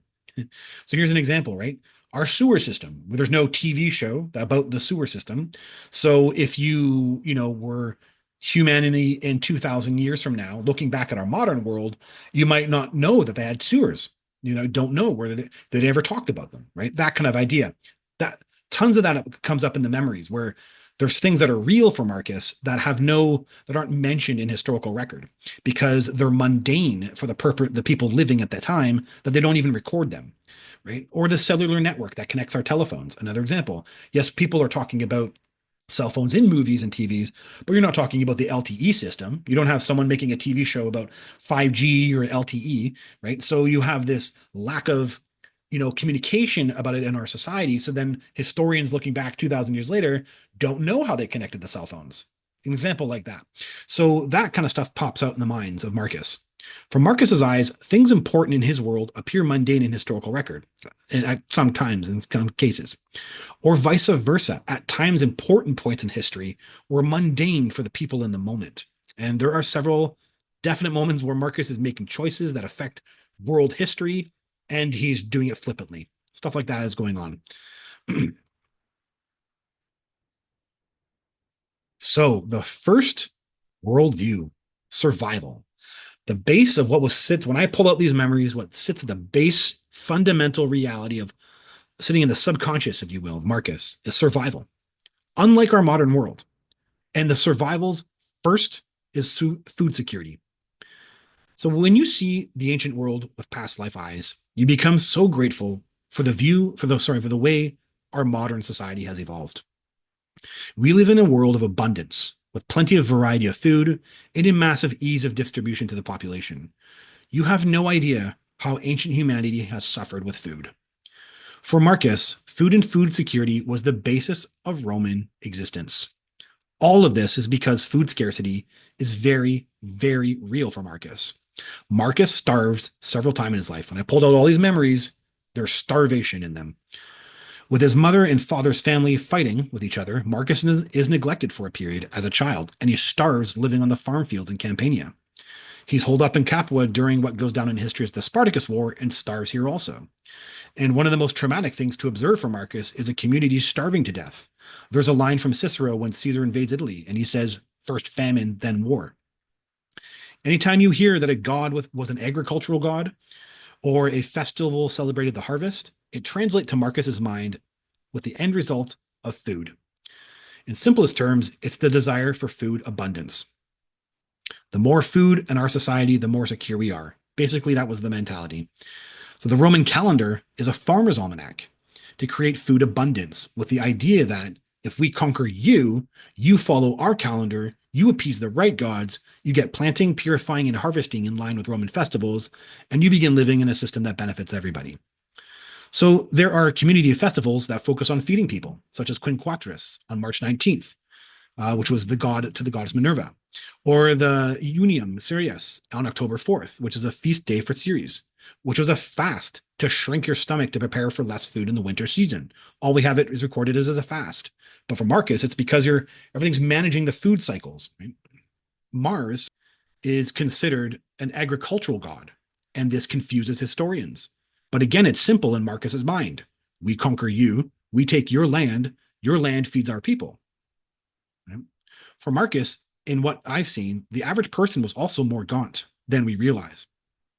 Not toothpick thin, but definitely thinner than our modern world. All these visions, I see people, and they're thinner necks, thinner legs, thinner. Everyone's thinner. We have so much abundance of food. We're so used to people looking a little bit larger, and for Marcus, people are thin.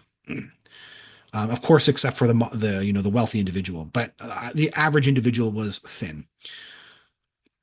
So for Marcus, Romans were incredibly close to food scarcity. So they celebrated the abundance of food and had customs and traditions around food. So of course, all comes up with these memories are traditions of foods. People are celebrating food in ways that, oh, hey, that's what they're doing. They're focusing on food. You don't even really think about it in that way when you read about it in historical record.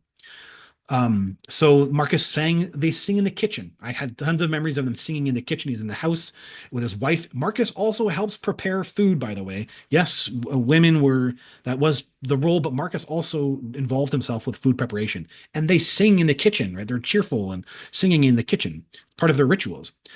Eating off of plates of each other. So I had whole memories of when he's friends and he's eating off their food, and then his friend will eat your food. And it's a sign of our abundance. We have so much food.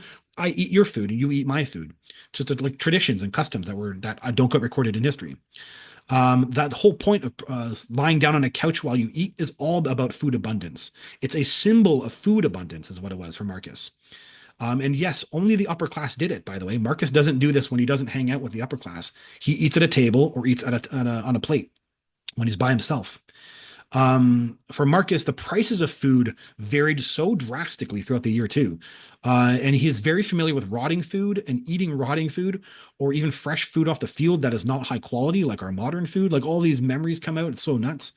And the social reality of having one large meal in the day. We know that they had one large meal in the day. It's because there's less food. It's just these very simple things are translated into Marcus's mind. There's just less food in society. And so they're kind of scrounging almost in a weird survival mentality that creates their social realities. So the society was more focused on food security than we realize. The other thing to be grateful for in our modern history is our present and rich knowledge of human history. Romans did not know where they came from, and the mystery of their existence was very real for them. Because they didn't know where they came from, they questioned in a very raw way if they were animal or human. So here's the line. I found this from Cicero, and it really hit the nail on the head exactly how Marcus internalized this perspective. For there was a time when men wandered at large in the fields like animals and lived in wildfare. They did nothing by the guidance of reason. They relied, sorry, Cicero was alive at the time of Marcus. So this is the end of the Republic. He's writing this with kind of imagination about what early man was like, right? But relied chiefly on the physical strength. There was as yet no ordered system of religious worship nor of social duties. No one had seen legitimate marriage, nor had anyone looked upon children whom he knew to be his own, nor had they learned the advantages of an equitable code of law. And so, through their ignorance and error blind of an unreasoning passion, satisfied itself by misuse of bodily strength, which is a very dangerous servant. For Marcus, Rome was founded roughly 700 years prior, and they really ingrained and visualized in their mind that not too long ago, humankind wandered, like Neanderthals, right? And found these places they live in now. The signs of Romulus and the kings were remnants of those days. And then law in civilized society was in response to the basic question about who they were, to separate themselves from a tendency to be a wild animal from within. But this is driven by a lack of understanding about where they came from. So, this idea that we have of our rich history, be grateful because it answers and we answer things about ourselves in that process. Survival against the destruction from a foreign enemy. Many rituals reminded Romans of the failed battles and atrocities that they had suffered at the hands of foreign nations in their history, reminding them how vulnerable they could be from the invasion of a foreign army, such as Dies Apter, the Black Day, on July 18th, marking the defeat of the Romans by the Gauls at the Battle of Alaya in 390 BC, leading them to the sack of Rome. The premise is that one day you'll have to pick up everything and fight for your family. Cities can get destroyed, and family lineages, bloodlines can get wiped out. The most painful thing for Marcus was to be forgotten to history. Presently, we see them as the founding of our Western society and that they are remembered, but for them, they felt a fear that they could be wiped out and forgotten about in history. And this worldview created a desire for one to preserve their own family and the knowledge of your bloodline that had come before you. So it becomes personal, me and my family. Right? Imagine a scenario where I'm the last Selver and I have to fight for my Selver bloodline, right? And all my history and everyone and all things I care about, right? So the survival worldview created by the fear of food scarcity being erased from history and the fear of foreign invasion creates their social competition, which translates into not just racism, but further segmented as tribalism. My tribe is better than your tribe. So all these memories come out, and Marcus is highly, it's actually interesting. Yes, he has racism, but he's more tribalist than he's actually racist. His entire world is trying to be better than someone else who's close to him and who is not that in a different skin color, but trying to be different from the trying to separate out from the people in his environment. So aside from being legally Roman, the Italian ethnicities were very prominent in Marcus's mind when he dealt with others: Samnites, Oscans, Etruscans, Picetines, as well as noble Noman family lines. The Claudi, Corneli, Antony, pureblood Antonies, and pureblood Claudi were a thing in Marcus's mind. This creates the emphasis on one's genealogy, the premise that traits of your forefathers are in your blood. In the memories of Marcus, the focus on genealogy was 100% on intuition about human speciation. They had a collective mentality to weed out human genetics they thought didn't serve their community. The tribalism can be so ingrained in them, the other people can appear so different in custom and culture that they create a space in their mind to dehumanize and objectify them. On the battlefield, Marcus sees the others as animals, like sheep. So then as an adult, there's even further segmentation that can occur. There were tribal segmentations, like voting tribes. And even further, you could have a patron god or goddess and associate with a college, temple, or guild, and they could be tribal with each other. So it was like that. Much more sensitive to tribalism than we are in our present mind. Even though we think social media might be creating tribalism, it's nothing compared to the ancient world. So working with each other for a greater community. So clear in the mind of ancient man was if they could mobilize together as a collective, they could achieve great things. But how do you do that? This idea of working together to provide peace and fairness for all is the premise behind rule of law. So this is where the 12 tables come from, right? The land ownership the ownership of land, so production of food, and which creates the barter and create barter and exchange. And then leadership, this idea that some men are endowed with leading other people. And again, I have a quote from Cicero here. At this juncture, a man great and wise, I am sure, became aware of the power latent in man and the wide field offered by his mind with great achievements, if one could develop this power and improve it with instruction. Men were scattered in the fields and hidden in sylvan retreats when he assembled and gathered them in accordance with a plan.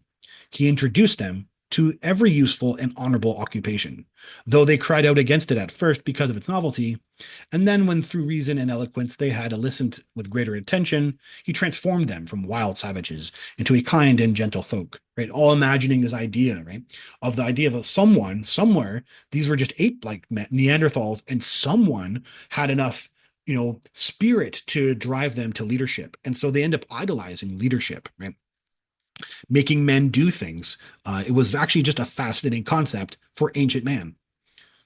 So without the big picture of their existence, like we have, they questioned who they were, and existence was just much more raw.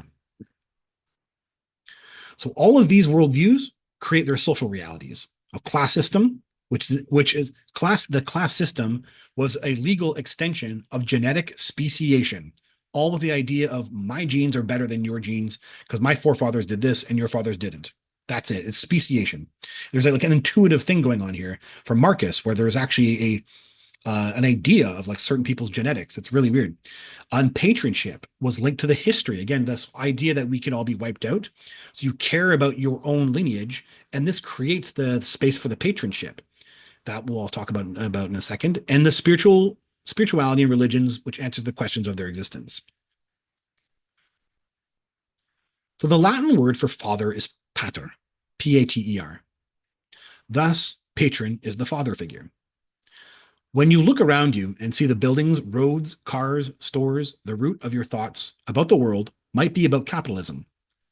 All our actions in our society come from a root idea of buying and selling. While Marcus looks around his world and sees patronship. For Marcus, all bridges, buildings, streets, communities, and civil events had a tie to a historical father line, a lead father line that contributes to the community. Everything is brought down from someone who is a fatherly lineage that gave them this ancient knowledge. It connects them to their sense of history. to their identity in a world where their history is precarious. Through the history of their fatherly lineage, they hold on to their identity. Again, this roots to the idea of a fear that your family name and bloodline can be wiped out under unfortunate circumstances. So their names were their history to what they were, and so it defined them. And with it was the transfer of knowledge from those who came before them, creating the value of the father, the patron.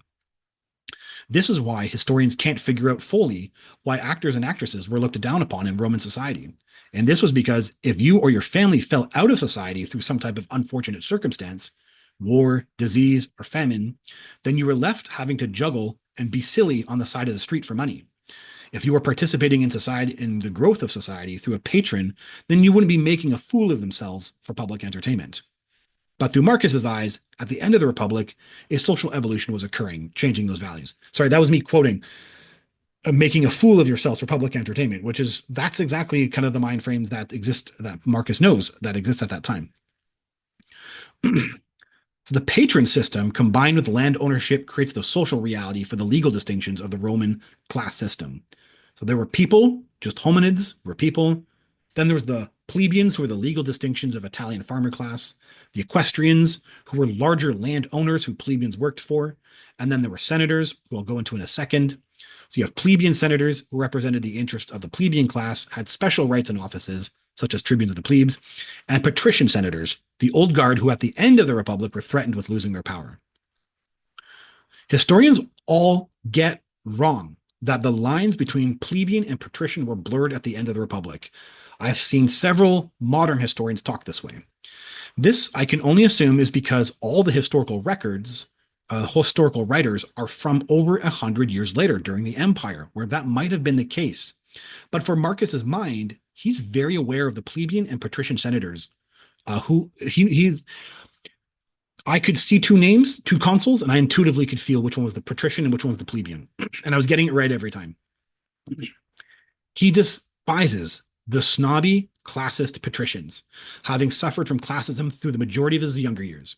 This is why they are fighting against the Republic. It's why Sulla gets rid of the tribune of the plebes in the Senate during his dictatorship. It's why Pompey, even though he was making kingly moves, as Marcus frames them, dominating Rome before Caesar's invasion, it's accepted because the Italian farmer class revered the plebeian war hero. And it's why Marcus would never get a cognomen, a third name, because he's a populist with the support of the farmer class against the patrician class. And it's why three plebeians, Octavian, Lepidus, and Marcus, become conduct the prescriptions, right? It's also why Caesar, a patrician, was accepted as the champion of the plebeian cause because their family had long been known for creating patrician and plebeian alliances. So lastly, one of the big difference for Marcus that all of the historians also get wrong are what they think the senators are. A modern lens is typically placed on the senators with an assumption that they are political positions in society. But for Marcus, they are the spiritual and religious leaders of society. For Marcus, I found one line that summarizes exactly how he felt about senators, and it comes from Sallust, who was alive at the time of Marcus. They had a government bound by law, whose name was monarchy, select men whose bodies were weak from age, but whose minds were strong. These were called fathers, as a result, either as a result of their age or the similarity of their responsibility. If a real movie with a traditional feel was to be made of this period, it would be called The Fathers. These were the lead patrons, the original godfathers. Senators were revered in society as religious leaders. The Latin word for father is pater. Patron, father. Patron, father, right? A patron is a father, right? A father figure. Patrician, right, is a father figure. Right? Senator means old, right? Magistrate means teacher. This is why we have record of them getting spiritual training. We have record of Cicero and Caesar going to Rhodes for training in mystic schools. Marcus does this also, not recorded in history. For Marcus, in a session of the Senate, they felt like the fathers. He feels this way, the lead fathers, right? And they would talk about preparing for a festival, or if they had done an offering to such and such god. So they were focused on the religious functioning of this of the estate. We have record of all the things they said when they were fighting with each other, so that all the records come out from all their fights. But a normal natural day for them would be them talking about what festivals are coming up and who's handling that and what's the Adile doing. I have memories of Marcus in Gaul. So I actually have a memory of this of Marcus in Gaul as a senator because he gets turns into he becomes a senator and then goes up to Gaul again with Caesar. And he's educating in an open mud forum, some village up in Gaul, and he's educating them about Roman festivals and the calendar, right? So these were the original godfathers. In the early days, when Marcus addresses Caesar, he's kneeling and kissing his signet ring and then asks him, he reveres him. If there was a brawl in the street, they would try and protect the senator at all costs. A fight breaks out, they would protect the senator. Sometimes I'm aware that Cicero is writing about things because he's focused on his own class, and yet there's chaos occurring in Rome for the lower class people, and they don't even pay attention to it, right? So that you have that upper class, lower class bridge. I have memories of patrician senators in the center of a forum on a wood raised plank, lying down on couches with plebeians in festival all around them. So celebrating and dancing and having fun. And then the patricians are revered and they're all on couches up on the upper, on this kind of upper raised level. And they might take the stage and start telling a story. And then all the plebeians gather around. Right. I have a whole thing where they told stories in forums. None of this stuff exists in our modern record.